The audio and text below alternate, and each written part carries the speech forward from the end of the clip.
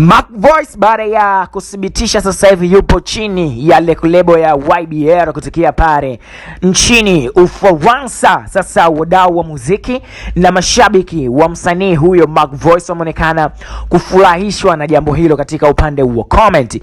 Hii ni baada tu ya Mac Voice kuweza kuposti intro clip ambayo ikithibitisha kwamba sasa hivi ni msanii harari kabisa wa YBR rekodi lebo yake mpya kabisa ambayo itakuwa inamsimamia kazi zake za kimuziki kutokea pale nchini Ufaransa. Watu wengi walikuwa na wasiwasi mkubwa sana wakidai ya kwamba kipaji hicho kinaweza kupotea kabisa katika uso wa muziki wa Bongo Flava kutokea hapa Tanzania. Tunafahamu ya kwamba Mac Voice alikuwa katika lebo ya Next Level Music ambayo ndio iliweza kumtambulisha katika industry ya muziki wa Bongo Flava hapa Tanzania na East Africa na bara zima la Afrika. Sasa mambo yakuwa mazuri, waliweza kutemana miaka kadhaa iliyopita na mambo yakawa mengi sana ambayo yalikuwa yakiendelea kati yake yeye Mac Voice na uongozi wake wa zamani wa Next Level Music. Ni kitu ambacho kilimfanya Mac Voice kuweza kufanya zile show ambazo zinasemekana ni za chaka tu chaka huko mikoani, na masuala yakawa mengi, mambo yakaanza kuibuka hapo. Ukawa ndo mwanzo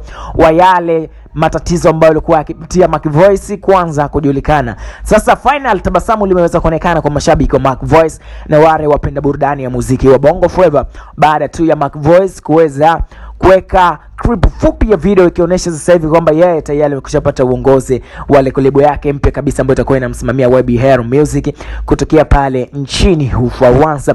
Ni habari nzuri kwa sababu Mac Voice ni miongoni mwa wasanii ambao wana kipaji kikubwa sana ambacho yuko ndani yake, ambacho watu walikuwa na mashaka kwamba ndio kinaenda kupotea, lakini final tayari muda umeongea, kila kitu kina wakati wake na muda umefika Mac Voice kuanza kufanya baraa. Na habari njema ni kwamba kesho tarehe 10 ataanza kutoa project yake mpya akiwa chini ya uongozi wake mpya wa lebo hiyo mpya kabisa ambayo tayari amekwishaanza kufanya nayo kazi. Subscribe katika YouTube channel yetu kama Free Online ili uweze kupata habari zote za kiburudani.